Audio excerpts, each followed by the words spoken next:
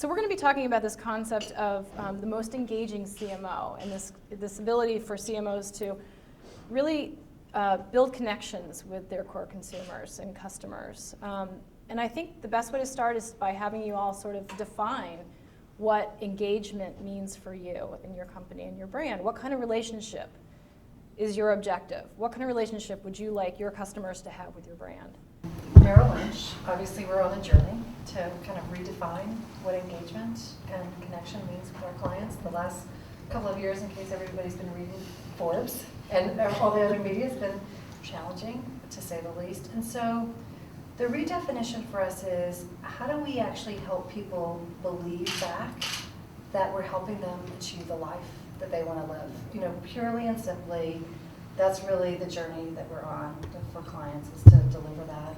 So the engagement right now, for what we've learned through some of our brand work, is that it's really about the advisor. And that's, you know, in fact, we've been having a good conversation tonight about the importance of finding an advisor that connects with you both emotionally and on a level that helps you achieve that. But, you know, the challenge that I have is, that's great, but the engagement needs to also be back with a firm. And that's, in fact, John and I were talking about the 100-year anniversary of IBM. We are close on the 100-year anniversary for Merrill Lynch. And when Charlie Merrill founded our firm, it was all about bringing Main Street, Wall Street to Main Street, and how we reestablish that and have a connection back with our clients. You know, that day-to-day, authentic, you know, how do I really have the life that I want to live?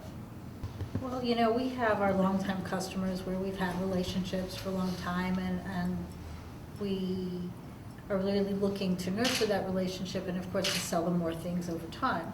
But we have a whole lot of space for new customers in new markets and new people within companies, lines of business that we want to reach. So for us, engagement is now taking the brand a lot broader and then having a relevant conversation that helps people want to buy from us, not to help us sell to them. And that's really changing. It's changing the conversation, it's changing the content, it's changing the tactics. And so we really are looking in marketing about what we need to do to change end to end to enable that conversation to shift. What are the aspects of your brand that you've identified as those really worthy of engagement, if you will? We're celebrating 80 years of business this year as well, and our foundation is based on a core value that the husband and wife team, Henry and Esther Schein, built 80 years ago. So from that, we've been able to grow the business. Again, we rely on our branding and our strategies to really sell the support network and the entire infrastructure of what our company now is, being 10,000 plus employees and in over 600 countries around the world, and really growing. So we really have to be very cognizant of what that brand stands for and how our value is perceived. It's not just about products. People can buy products anywhere. It's about the brand and what we stand for as a total offering to our physician partners. You know, there's so much talk about storytelling. It needs to be authentic. You know, you can't just create it. So, you know, I guess I'm curious to know, how do you go back and discover that story? To what extent are you sort of plumbing your company history, kind of looking back? And, you know, I guess this gets back to the concept of looking at your core attributes and your assets and things like that. But I mean, what is the story of your brand? Yeah, I guess I'll go there because we just completed a year of really doing this, and actually years leading up to the year, because our centennial was very much focused on telling a story around how IBM for 100 years has been a company committed to progress, either working with progressive clients, progressive industries, and going back over time and finding those stories and then creating interesting ways to portray them, you know, through films, through books, we actually created 100 icons of progress, we called them, one for every single year that spoke to an innovation that IBM delivered. So it was a series of going through and identifying things like, and we learned as we went, you know, things like IBM was instrumental in creating the first airline reservation system. IBM's role in the Apollo space program. IBM's role in IBM created the UPC code. IBM created the magnetic strip on the back of a credit card. IBM involved in the very first ATMs, right? Going back to the selective typewriter, and you know, go on and on and on and on. you come up with, in fact, we came up with many, many more than 100, but then picking the 100 that we really were going to go and curate and turn into films and so on and so forth. So, and it was all about reinforcing this idea around progress, the intersection of science and math and engineering and technology, all to solve big problems for customers and make the world work better. And it was an incredible year of really trying to mine that, with a focus, though, on the role of the IBMer. Because it was the IBMers how the brand's experienced. Yes. And so the way we did the work was not to put the focus so much on the innovation, but on the IBMer, him or herself, the role they played, their stories, and delivering these contributions. It's another inside-out story. Yeah. Right. Yeah. So if it doesn't work internally, it wouldn't work externally. Yeah. So John, is that story going to go out in the public domain? Oh, it's out there. It's out there. It's a lot. We can talk more about it, but we created 3 films last year. We published a book. It was a lot of assets. So I would encourage you to go on YouTube, and there's some really great things. It's interesting because a lot of it's a story. It's a story of the computer industry. It's a story of the computer age. As much as it's a story of IBM. And the other piece about our brand is, we take very seriously the possibility to help people interpret the world and what is going on. So to the extent that IBM has always been a company committed to progress, we look at different times in history to try to express it in a contemporary way. So all Smarter Planet is a way of thinking about what's going on today. You can go back in time and find other pieces. So if you look at all the work, hopefully you learn something. Hopefully it teaches you to think about something in a new way, because we're trying to educate, as we, do the work. I don't know how you all feel, but we're talking about brands that have hundreds of years behind them. Arguably, these concepts apply to young new companies. But they do. Oh, yeah. Completely. I don't think that Yeah, they're completely. relegated just to the Well, old no, companies. no. And I'll make one more comment, but I think that in terms of the CMO has an important role to set the agenda. Right, sure. And that comes from taking the time to have done the thinking, to lead the thinking of the rest of the executive team.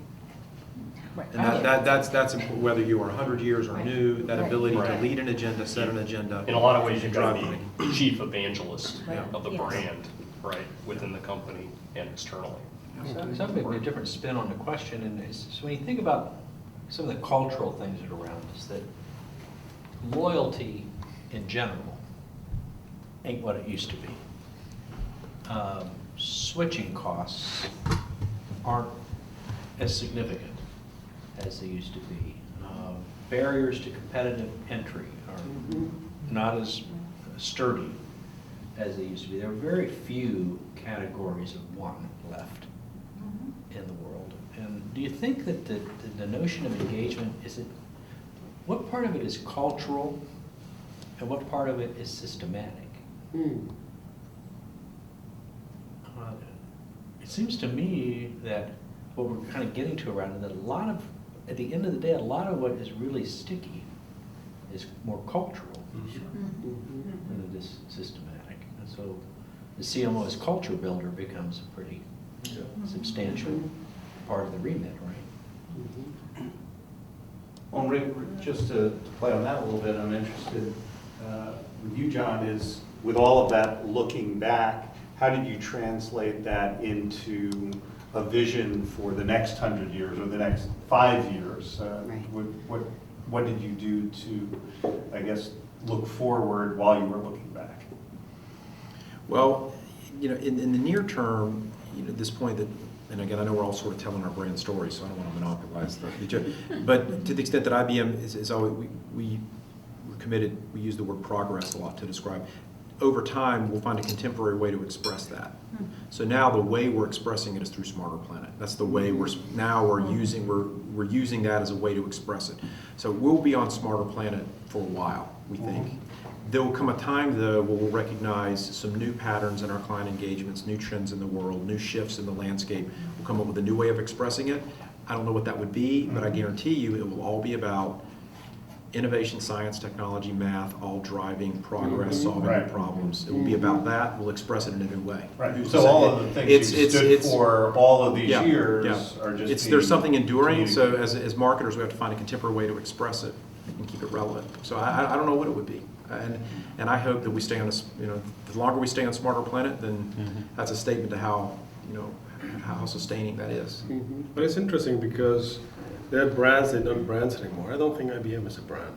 I think it's a culture. It's Well- beyond the brand. So I think that's Yeah, that's the other thing we really believe, because we think that the transparency through social media has really driven the intersection between, we use the word corporate character and the Yes. brand. Because Right. brand is a lot about, and you know, we use, and we were talking about, you know, the old days, you know, brand was a lot about how you're perceived, your Exactly. impression. Right. exactly. Right. Yes. Well, now there's no difference between your impression and who you That's are. correct. Yes. That's correct. Yes. So now you have to You're work handing it on, you over. really have to Yeah. work on who you are. Yeah, Because you have an attitude. your markets have more information than you do anyway. Exactly. They know who you are. You can't make it Exactly. up. So you have to. So it really becomes an exercise in managing culture, character, and then you know, Yeah. It's an the brand. institution. It's all Yeah. intersecting. And I would even press on that and say who you are is an inherently, because we're all selling something to Right. someone else at the end of the day, is an inherently participatory thing, whereas a brand impression isn't necessarily. And we've written a lot about and believe so strongly in this notion of kind of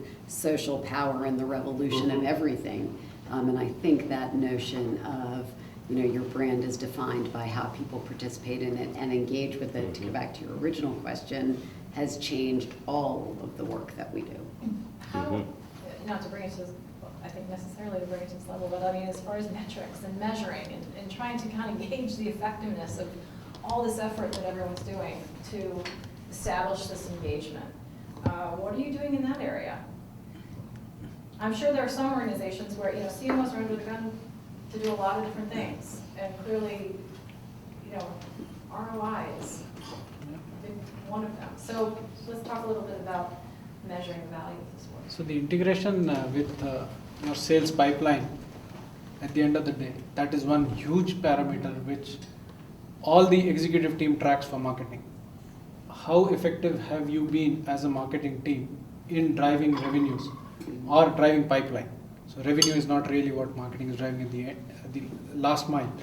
But how effective have your programs been, your brand been, in terms of driving additional pipeline to your business? So that itself is a key metric for the CMO today. So that is clearly big. Secondly, how effective has your brand awareness been? Right. And there are various measures of brand awareness today. So tracking the brand awareness on a scale.